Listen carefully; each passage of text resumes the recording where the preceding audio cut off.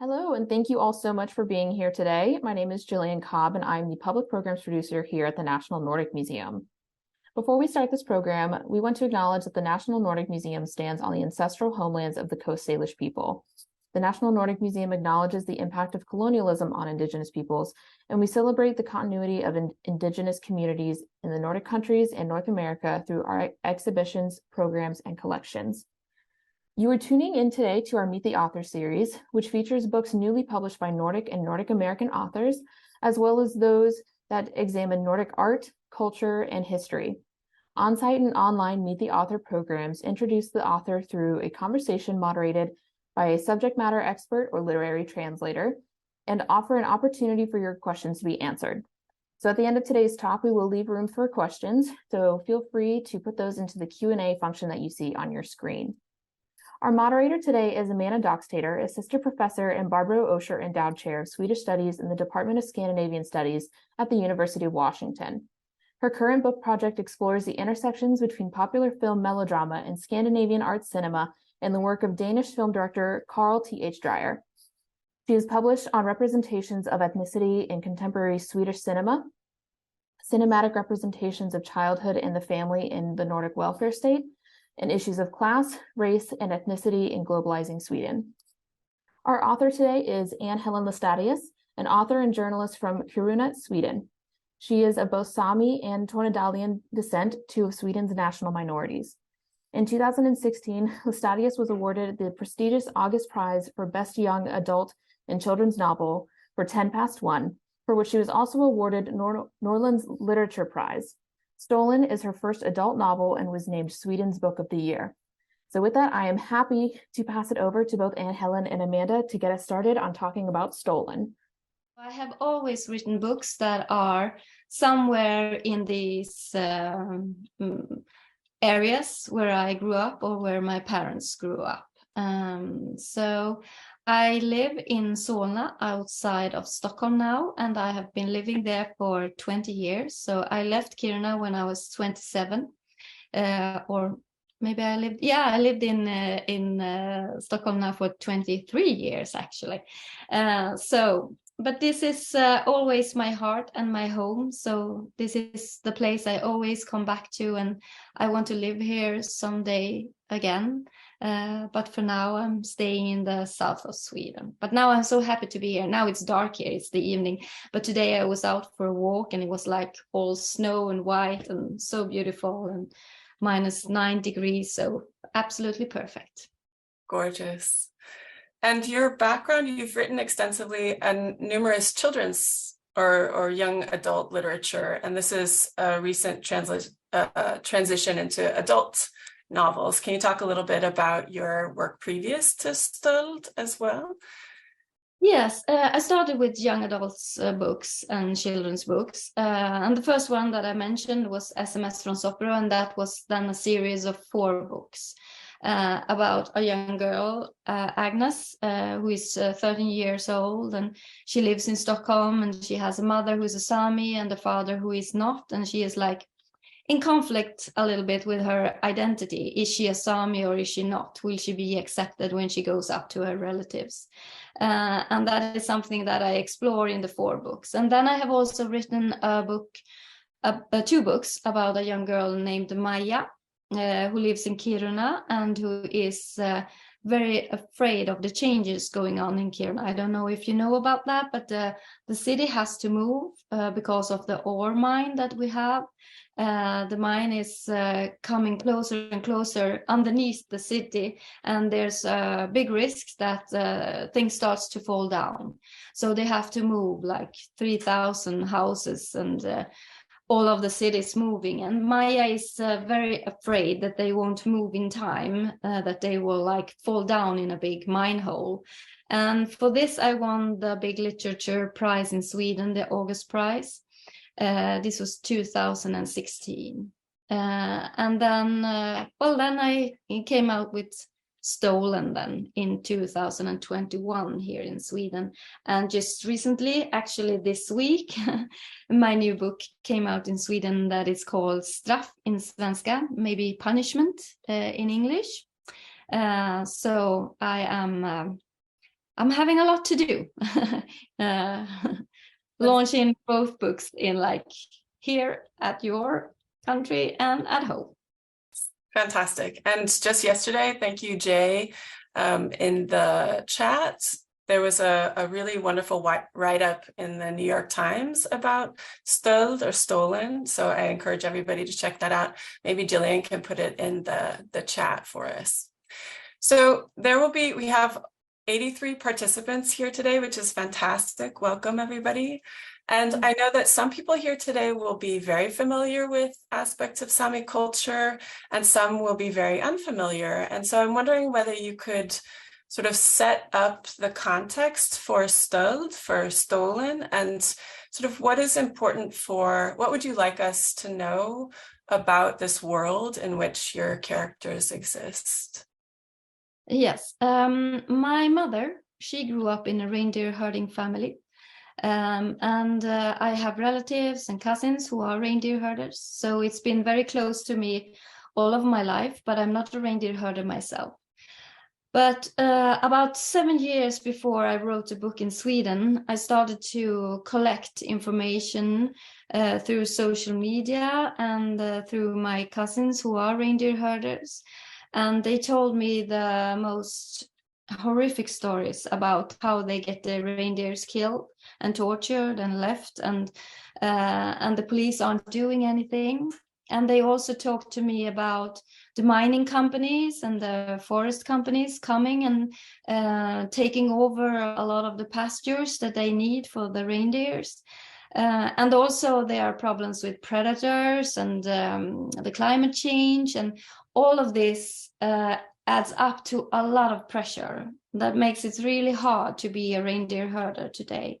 And one thing that is really important is that there is some hatred. It's really hard and tough to be a reindeer herder or a Sami. You don't have to have reindeers to experience Sami hatred.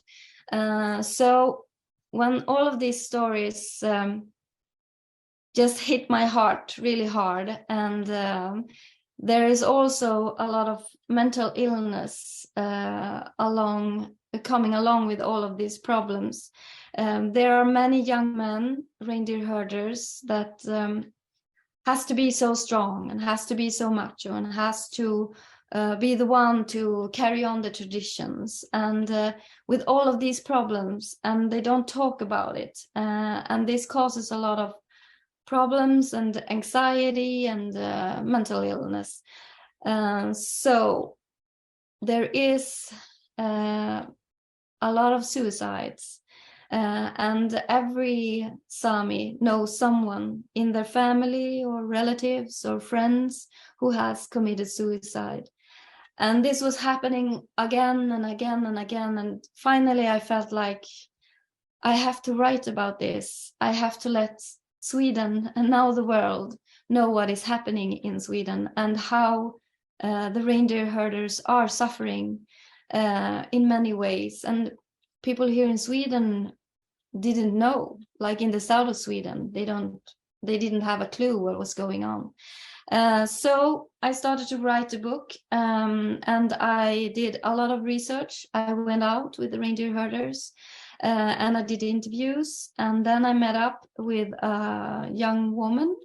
Her name is Sarah, and she gave me 100 police reports that they had filed for their reindeers being killed and tortured, and not one of them had gone through and the police hadn't done anything. No one was arrested. They didn't follow up any traces. They just say, we can't do anything.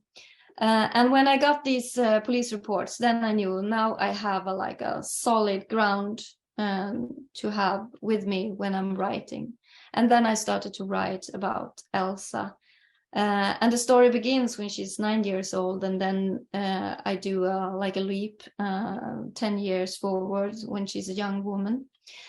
So that's the background and how it all started. So it's very personal to me, the reasons for me writing this book. Thank you so much. And I think that if I understand correctly, the title of the book, Stöld, has to do a lot with the way that these police reports are handled and the way that these crimes are labeled and considered. Could you talk a little bit about what stöld or stolen or theft, why the book is titled in just that word? Yeah, that is the big problem, because the police up here has like enormous areas to cover. So when there's only one car moving around in this big area, maybe on the weekend, and someone gets their reindeers killed like 100 kilometers from Kiruna, and there's at the same time some crime is taking place in the city, they cannot prioritize to go out to the woods and look at reindeers. That is their argument for not coming. And also because it's classified as a theft. And if you're caught with a theft and prosecuted and charged, then it will only be like a fine. You will never go to jail for that. And because of that, the police also don't prioritize these crimes because the punishment is too low. So in my book, there are characters fighting for the right, fighting for a change. It should be like hate crime or animal cruelty or or hunting crime, because in Sweden, if you shoot a moose or a bear when it's not a hunting season, then you are at risk of going to prison. So they think that the hunting crime also should be the same for when killing reindeers. So yeah, this is like the background and the problem. One thing that I love about this book is that at the same time that you're bringing up really awful, serious crimes and discrimination, there are also a lot of moments in the film where you really see Elsa's embrace of her Sami culture, and I'm thinking in particular sort of the way that she sews. So I'm wondering whether you could talk a little bit about the way that the sort of very nuanced depiction of the complexities of Sami identity in this contemporary moment. The reindeer herders that I talked to, everybody said the same thing. The reindeers aren't a job for us, it's our life. And it's a lot of things that are included in this life. It's the nature, it's the reindeers, and it's the handicraft, and it's so much more than just taking care of the animals. And it becomes a way of life. And there's always this connection to the nature. And as Elsa also says in the book, that she doesn't own the reindeers, she only loans them for a while. So I think it was very important for me to try to describe this so that the readers could understand how heartbreaking it is to see your reindeers getting killed. It's an attack on all of the Sami culture and the community, because you can't go out and shoot a reindeer herder, but you can shoot a reindeer, and they are like attacking the people where it hurts the most. Yeah, and then it was also important for me to include the climate changes, because it's really sad to see the things that are happening. And the reindeer herders have been very early with this, like saying this is, we're in danger, something is happening in the nature. Like the reindeers having troubles getting down through the snow to the pastures because of the ice because it has started to rain like in the middle of the winter, which is very, it has never happened before, but the latest like 10-15 years it has started to happen, and that is very strange. And when it gets too warm too early in spring, the reindeer start to move up to the mountains when they shouldn't. So there is also a lot of sorrow concerning that the nature is changing, and it's a big impact on their life. Thank you. I wonder whether we could read a section of the book, like the opening chapter, to get a sense of this relationship between Elsa and her reindeer Nastagalu. And we'll go ahead and have you read the Swedish, the original, and then I'll read the English. And when we switch to do the English, I'll project it so that you can follow along. So this is the opening section, the opening part of the book, chapter 1. The first chapter, Okta, as it's called, number 1 in Sami, it's Okta. Elsa vände sig inte om. Hon sträckte på ryggen och koncentrerade sig för att få in rytmen, men måste ändå snegla ner på skidorna så att de höll sig i spåren. Egentligen var det nog lite för mörkt för att ge sig ut, men hon var så ivrig. Kinderna blev stela i fartvinden och i ögonvrån såg hon sitt mörka hår sticka ut under mössan och bli silvrigt grått. Ögonfransarna bytte också färg och hon kände den kalla fukten när hon blinkade. Det var som att bli en annan. Sjön var ett virrvarr av skoterspår som ledde hem och bort, till grannar och kusiner, till Rengärdet. Hon följde det bredaste skoterspåret, hade hittat rytmen och ljudet av skidorna svischade under henne. Hon hade fyllt 9 år, en stor flicka nu, med egna skidor, inte ärvda av Mattias. Hon var stark i armarna, stakade med kraft och gled långt, visste att huset snart var en liten prick bakom henne. Sjön övergick i skog, men det fanns ingen rädsla. Hon var aldrig rädd eftersom hon visste precis var hon var och hittade alltid hem. Fast hon brukade inte lämna sjön, men nu var hon ju stor. I början av januari hittade solen tillbaka till dem, men knappt hann den upp innan den vände tillbaka och lämnade ett rosa skimmer efter sig. Idag tog molnen ljuset fortare än hon räknat med, men svart blev det inte ännu på ett tag. Hon skulle hinna fram. Snön tyngde ner granarna och björkarna. Det såg ut som om de alla bugade för henne, välkomnade henne hem. Tänk att de kände igen henne fast hon hade silvergrått frostigt hår och nya skidor. Hon hörde renarna och skidade fortare trots att låren var stumma och trötta. Andetagen blev snabbare och det skar i halsen. Hon fick inte slicka sig om de torra läpparna för då skulle de bli röda och spricka. Hon tyckte inte om smaken av blod. Ingen var där nu, det visste hon. Mamma, pappa och Mattias var hemma. Det var inte dags att mata renarna ännu. Men hon skulle överraska dem. Göra i ordning pelletsen, släpa säckarna och kanske till och med gå in och hälla ut lite. Hålla renlav i handen så att de kom, flockades runt henne, inte alls rädda. Ljudet av en skotermotor som startade fick henne att stanna tvärt. Den besvikelsen. Hon hann inte hit först. Skoten stod stilla på tomgång. Hon tryckte nästan ljudlöst ifrån med stavarna. Tog tag i stammen på en tall och kikade försiktigt fram. Det var han. Hon sa aldrig hans namn. I hans mun, mellan spända läppar, fanns det mjuka, duniga. I hans hand en kniv med blod på. Elsa nöp så hårt om stavarna att de kalla knogarna i vantarna värkte. Han tog öronbiten ur munnen och körde ner den i fickan på sina smutsiga gula byxor. Såna där som gubbarna på vägbyggena hade på sig. De breda reflexerna lyste när han passerade skotens lampor. Den döda kalven låg in till stängslet på utsidan. Han böjde sig ner för att ta den med sig. Hennes ren. Var det så? Jo. Hon kände igen det vita området i pannan. Nastegallo.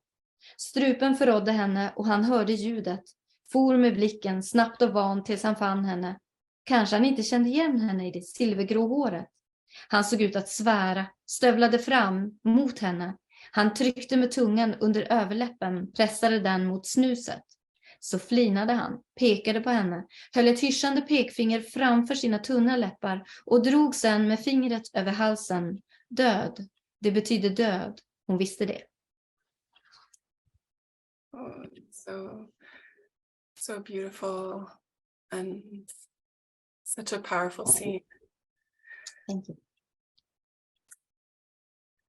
Octa, chapter 1.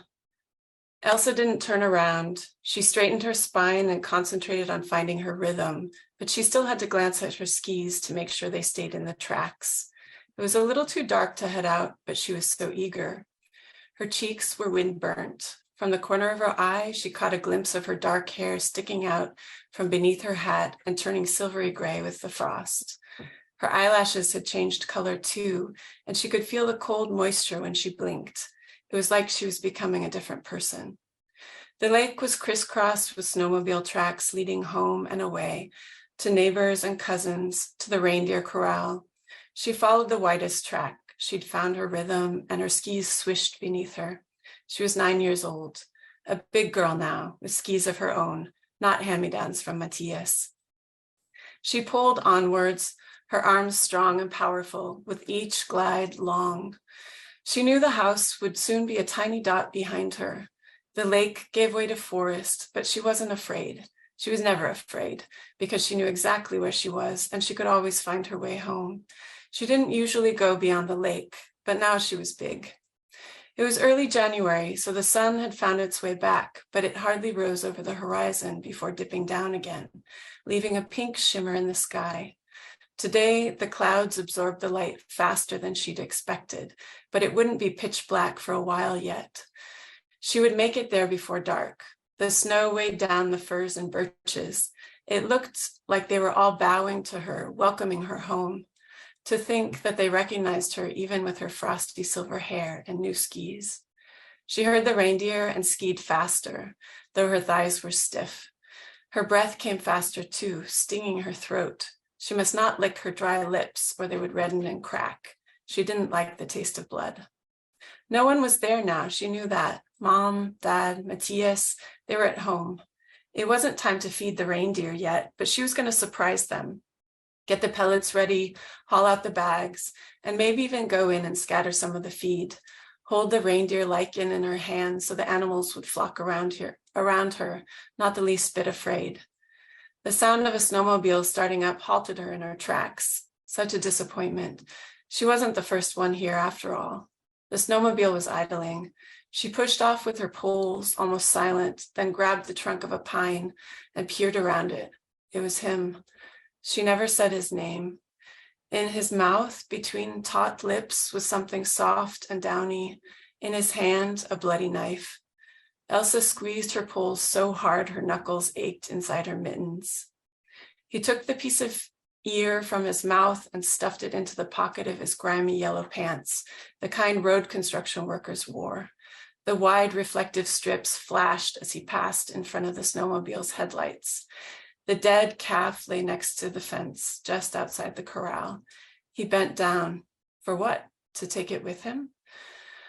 Her throat betrayed her, and he looked up. His eyes were searching, quick and deft until he found her. Maybe he wouldn't recognize her with her silver hair. It looked like he was swearing, stomping toward her in his boots. His tongue bulged behind his upper lip, pressing against the snooze to release the nicotine. Then he grinned and pointed at her, holding an index finger to his thin lips. Shh, before drawing his finger across his throat. Death. She knew what that meant. She knew that meant death.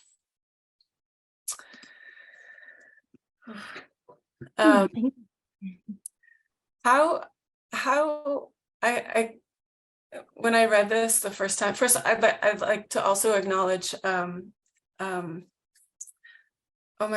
Rachel Wilson Boyles, who has this fantastic translation. Yeah, that's great. Yeah, it really flows. You can feel the swishes and the rhythms and the terror and the yes. I'm curious how it was to write these scenes. I know that you worked as a journalist with crime scenes, right? And how is this like fictionalizing these in relation to real life? How is that different, or how is it sort of emotionally for you as an author to deal with this kind of violence? Yeah. Yes, it was really hard to write this. But it was even harder to talk to the reindeer herders and see them cry, or trying to like not cry and be strong. Mostly the men were doing that, and the women that I met were crying. So that was hard for me. And it was hard also to hear them talk about their children who was growing up with this. And that's also why I wrote about Elsa as a child, because I realized that I have to tell the story from a child's perspective from the beginning, and so that you can understand her later when she's older, why she's doing what she is doing, and also to try to explain the horror. And she's so afraid, Elsa. She doesn't tell anyone what she just seen, and this has consequences that follows her up to adulthood. But yeah, it was hard to write it also.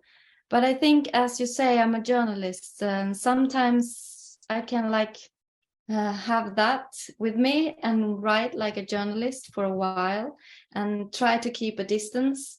But it's really hard. So I had to take a lot of time and just go out for a walk and like clear my mind for a while, and then go back and start to write again. And I also thought a lot about how detailed should I be. There is one chapter that I actually warn people about if they're having troubles reading about reindeers being tortured, because that was the one that was absolutely the worst for me to write also. That's when Robert and Petri, two of the men who are killing reindeers, are out hunting them and like, yeah, torturing them in different ways. So it's the second part, the first chapter.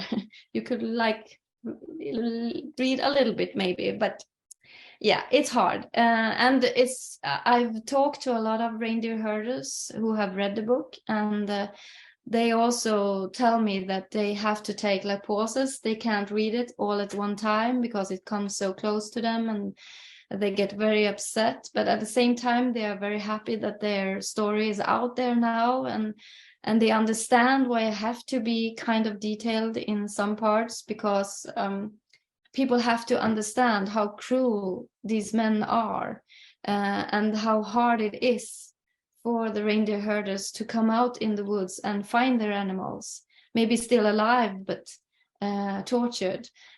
So yeah, it was hard, but it was absolutely necessary to write it. And I think those parts were hard to write, but maybe even harder was the parts where there is mental illness, where the young man is struggling with their feelings, and they don't talk to anyone. And this is also something that is important for me. It's the big silence in Sápmi. We don't speak so much about these problems, and we don't speak about our feelings. I say we, it's not everybody who is like this. Me, myself, I have no problem speaking about feelings, but many of the reindeer herding men, the young men, they don't like to talk about this. And so when I wrote the book, I had this hope that maybe this will make them talk to each other, to find out that they are not alone, that there are many reindeer herders feeling like this and having a hard time. So yeah, it wasn't easy writing this book. It's incredibly moving. I will also say, though, that the book also gives some really gentle insight into the perpetrators of these crimes a little bit. So there are moments where where you can see sort of who they are as characters as well, and that they're not mentally healthy either. Like they're suffering in certain ways too. And so that's that was also important, because I wanted to understand the men who are doing this, and so I wanted to give them also give a little bit of their background and their families and what has shaped them to be this cruel. There's always a story behind cruelty. I'm getting some nice questions into the chat or in the Q&A, and I encourage people to keep sending those in. I would love to have you read another section in the book, and so we can chat about that, and then we'll sort of move to more of these questions. Yeah. Would you like to set up this section in the book, the chapter 44? Yes. Yeah, just a little. Should I start reading? Yes. It's 44, and in Sami that is Nia Login. Det började mörkna i Jokkmokk, men trängseln runt marknadsstånden tilltog. I början av februari gav dagsljuset upp strax efter 3:00. Än hade mörkret övertagit större delen av dygnets timmar. Det hade varit en klar dag, men inte så kall som under gårdagen då termometern snuddat -25. Det var en konst att klä sig till marknaden, att både vara varm och snygg. Koltarna, notahat och de extra värmande yllesjalarna fick turisterna att vända sig efter Elsa och Anna-Stina. Renriden hade gått för ett par timmar sedan och nere på sjön Dalvadis hade det tävlats i renrace. Det ångade från husvagnarna där det såldes sovas kebab eller hamburgare. De mest renommerade slöjdarna, Dujarat, hade sina givna platser inomhus på samernas utbildningscentrum. Det var fredag och aktiviteten var febril. Silversmycken glittrade bakom monterglas eller hängde i fantasifulla ställningar i trä. Linigt, fransade som ofransade sjalar, konst, duji, sameslöjd med äkthetsstämpel. Elsa och Anna-Stina kryssade fram bland de övriga besökarna i trapporna på väg ner till bottenvåningen. De mötte kusiner och kramades, lovade att de skulle ses på samedansen till kvällen. De tog precis sista trappsteget när den medelålders kvinna framför dem slog ut med armarna och log brett. Men så vackra kläder. Får jag ta en bild? Hon väntade inte på svar, fumlade redan med mobilen och blinkade leende åt dem. Bad sin make hålla påsarna ihop lite, så ja, fantastiska samedräkter. Anna-Stina log och satte handen på höften. Elsa suckade och försökte tvinga fram ett leende. Det var 3:e gången som de blivit stoppade för fotografering. Vi borde börja ta betalt, viskade hon till Anna-Stina när de äntligen fick gå vidare. Ett högt sorl fyllde lokalerna som hade en akustik som inte höll för mängden av röster. Hon blev matt av ljuden. Hon hade längtat till marknaden i månader, men stod ändå där och tänkte att hon ville vara någon annanstans. Hon iakttog dem, kunde sätta stämplar på alla. De självklara gled runt i sina koltar som de sytt varenda detalj på. I öronen dinglade silver och på bröstet klirrade riskon. De mindre självklara, de språklösa med sökandet i blicken, rörde försiktigt vid sjalarna som hängde på galgar och ville gärna köpa men tvekade. Och så de andra, de där som ville fota, som var omedvetna om hierarkierna, de som tagit nattåget till Boden och vidare med buss, de som åkt med turistbussarna eller de som kört med egen bil. De som bara beundrade och troligen aldrig reflekterade, fotade och la ut på Instagram. Kanske han någon klappa på renen som gick på Jokkmokks gator. Och hur var det nu? Var det inte här som det bråkade som en gruva? Visst var det väl här? De påminde sig själva om någon konflikt som hotade att ta död på rennäringen i området. Men de orkade inte tänka tanken klart och betalade istället glatt 1550 kronor för ett halsband i silver som hade löv som koltarnas broscher. Äkta sameslöjd, sa de.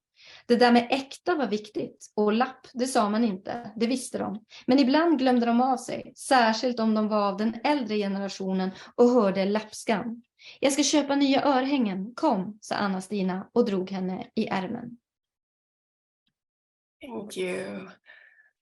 That's so beautiful. Chapter 44, Nia Login.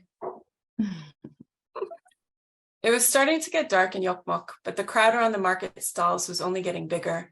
In early February, the sun set soon after 3:00. Darkness still had the advantage for the better part of the day.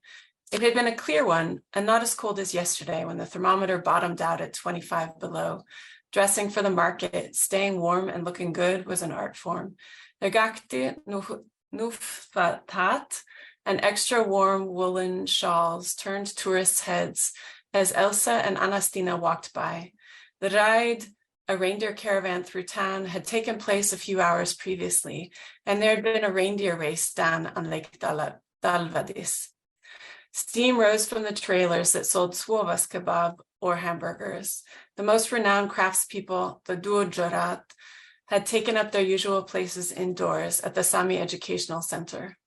It was Friday, and the activity was feverish. The silver jewelry glittered behind the display glass or hung from fantastical woolen stands.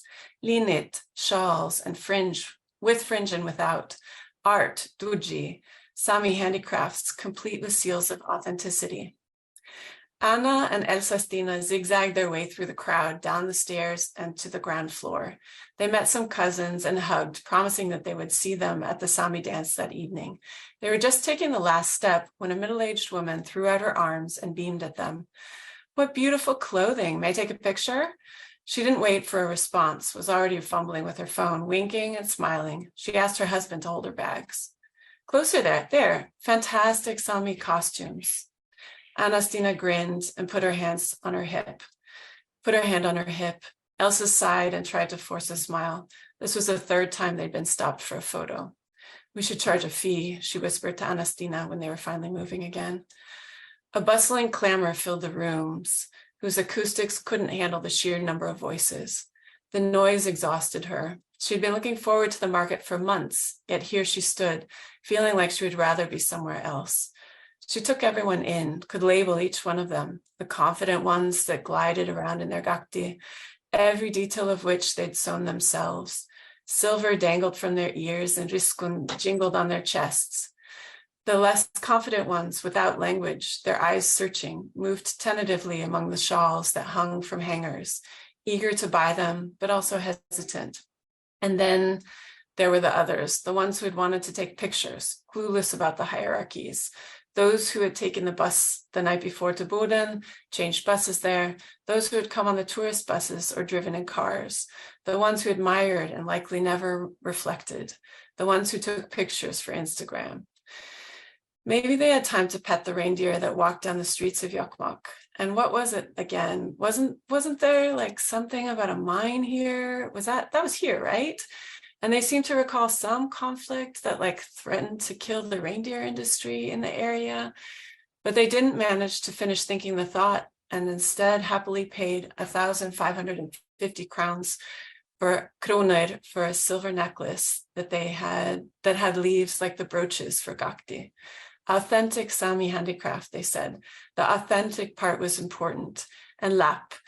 You don't use that word. They knew that, but sometimes they just slipped up, especially if they were an older generation and heard Lappish being spoken. "Come on, I want some new earrings," Anna Stina said, tugging on her arm. That passage was hard for me to get through on several levels. And I wonder how much that was intentional, and this sort of speaks to one of the questions in the Q&A here about how, for whom is this book written? Who is supposed to reflect? Who is supposed to stumble? Who is supposed to realize that saying these words out loud, the L word, is not okay? Can you talk a little bit about the complexity of this scene? Yes. I really wanted to write a book with a lot of Sami language in it. And I have been doing so with all of my books, but very much in Stolen and now in the coming book also. It is important for me to let the Sami see their own language in a book, that they could recognize themselves, not only as characters, but also in the language and in the environment and how you speak and how you live, how you talk about life. So to have Sami in the book was absolutely necessary. And if you listen to the book, you can do that also. I have had help from my mother, and she read all of the Sami words, so the actress who was reading the book could copy the way she speaks, because as you notice, it isn't easy. But it's also important for Swedish people and other people to see Sami in writing and also maybe hear it.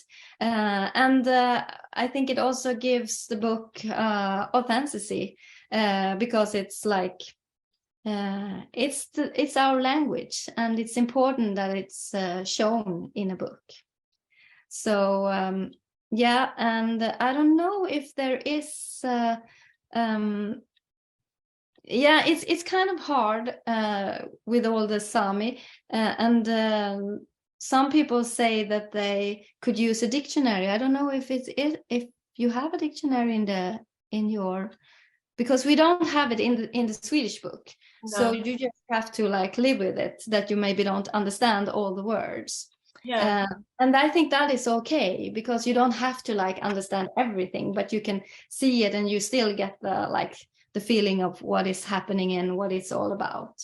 I think that's that for me reading it, and I read it in Swedish, was sort of figuring out the numbers, that Yeah. this is what the numbers were, and I, and also being, it sort of hit as a reminder that I should do this, like I should do some research to be able to say phrases or count in North Sami. And so I really appreciated that sort of physical, visual reminder of like, yeah, do this work, engage with it at that level. I think that's beautiful. Mm-hmm. I'm curious, and this was also another question in the Q&A, how you worked with the translator, and your book has been translated into many languages. Do you work with the translators a lot on these sorts of questions? Yeah, many translators email me and ask questions about words and things that I describe that they maybe don't understand. And I think that is so great. They are so good at finding these details that they really want to understand for themselves, so they can do a good translation. So I'm so happy about that. Yeah, the book is coming out in 23 different languages. So it's absolutely fantastic, and I think it's out now in like 10 countries, I think, and almost every country's translator has reached out to me and had questions about how to translate words and sentences and so on. Yeah, because so there's a question in the chat about how similar Sami language is to Swedish. And I think that if I'm understanding correctly, like Swedish readers of Swedish would also potentially stumble on these words because of the difference, like very much so, right? Yeah. Because we are not, Swedish and Sami is not the same at all. Sami is much more like Finnish. So they are having a lot of troubles trying to understand the Sami words. Yes. There's several questions in the Q&A about, I think, asking about the relation of Sami culture to other Indigenous cultures who have experienced forced assimilation or boarding schools or these sorts of things. I'm wondering whether you have contact with other Indigenous writers or activists, or how is that an important relationship to you in your work? No, I don't have any contact with any other Indigenous people, but I do know I have met with some, like 10 years ago I met with a writer from Canada, and so I have talked with some of them, and I absolutely know that we share the same experiences. And the next book that is coming out here in Sweden, Punishment, is about the boarding schools. And that is something that very many Indigenous people share the experiences with us. And that is, something really terrible. My mother, she came from a reindeer herder family. So she was sent to this school when she was 7 years old. And that's the reason why I wrote this book that has now come out in Sweden. We know and we feel for each other. Thank you. There's a question in the Q&A also about, I think, about gender roles and in Stöld and the sort of traditional roles, or to what extent, how you see these traditional roles for gender changing within reindeer herding, and Elsa as a character who sort of is changing Sami culture within, potentially, something like that. Yeah. It was important for me to write about the problems within the Sami community. I didn't want the book to be like, oh, the Sami is all good and the Swedes are not. So I wanted to tell the story about how hard it can be to be a reindeer herding woman. I have to say it's kind of different depending on where in Sápmi you live. Because in the southern parts of Sápmi, there is maybe a little bit easier for women to be a full member in the sameby and have the right to vote. And in the northern parts where I'm from, it's still kind of more traditional. It's the man who's doing most of the reindeer herding. But I have to say the whole family is always involved, but maybe not all the time. Many women have other kind of works, jobs, and then they all help out when it's like time for marking of the calves or separating the reindeers and so on.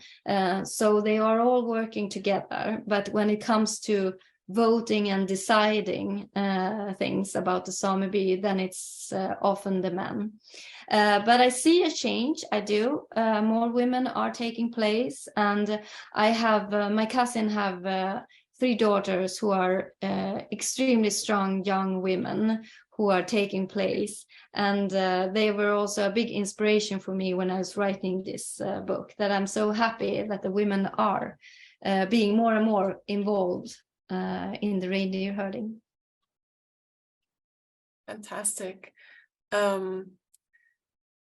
There's a question here about in gathering all of the information as you did for this book, and meeting and talking with everybody, and hearing the stories, and what would you want people, or what do you feel that people outside of Sápmi can do to help, or to share these issues, or to participate in this struggle, or what would you like to let us outside of Sápmi know? Well, for me, I'm so happy that the book is coming out in other countries, because Sweden is always very good at being so proud and saying we're such a good country and we're so democratic and we're taking care of our people. But the truth is that Sweden has a really dark history when it comes to the Sami people. With the boarding schools and putting some Sami children into certain schools because they were of a lower race, and all of this taking place in the 1930s, that is still kind of affecting us, and forcing some Sami families to move with the reindeers from their places where they have been forever. So there is a lot of things that I want the world to know, that Sweden isn't that nice country that you might think we are.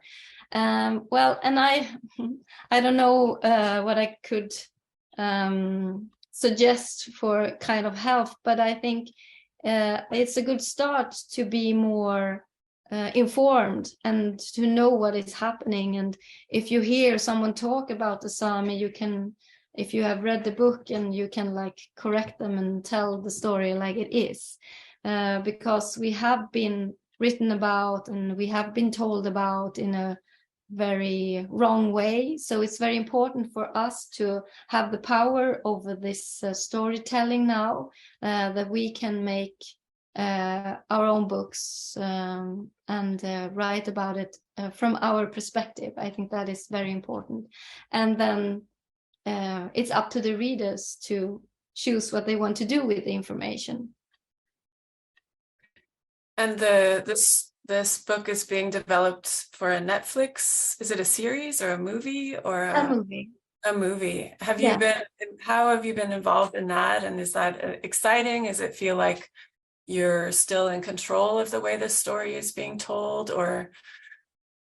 Yeah, actually today I read the script and it's I think Netflix has been great. I have been able to read the script, so they listen very much to what I have to say, and the director is also a Sami woman who is a reindeer herder, and that is also very important. So we are trying to be like as many Sami as possible in the decision making of the movie, and the movie is going to be in Sami also, which is absolutely fantastic. And they're starting to film now. The Jokkmokk market that I just read a part from is this weekend, and I'm going there and talking about my books. And they're starting to film this weekend, and then they're going to film all spring and also in the beginning of the summer. So I'm very hopeful, and I really like the script that I have read. So I think and I hope it will be really good. Yeah. So, and it will be out on Netflix in 2024. Okay. So next year. We're very excited to read your next book and to look at the Netflix. And there's also just a little plug for the Sami Film Festival that's happening this weekend, I think, through the Nordic Museum and the Scandinavia House too. So it has been such a pleasure. I see Gillian is here to take over, but it's been a real honor and pleasure to get to talk with you. And there are wonderful things written in the Q&A that we didn't have time for that we'll share with you for sure. Thank you. Lots of really wonderful comments and appreciation. So thank you very much for letting me thank you moderate this conversation. It was really nice to meet you and talk to you. Yes, thank you both. I just want to extend a huge thank you from the National Nordic Museum to both Amanda for being our moderator today, as well as to Ann-Helén for not only writing just such a wonderful book, but for being here with us today and giving us such a wonderful inside look into Stolen. Stolen is making its way to our National Nordic Museum store, so be on the lookout for that. As Amanda had mentioned, we have our Sami Film Festival coming up on February 11th. So that will be happening in person on February 11th here at the museum, and as well as online February 9th through February 12th, where you can stream all of the movies. This year, our festival is being curated by Sami director Katja Garlov. So we're very excited for the lineup that she has for us. Thank you to all of our attendees for being here today, and we look forward to seeing you all at the museum. All right, bye everyone. Bye. Thank you.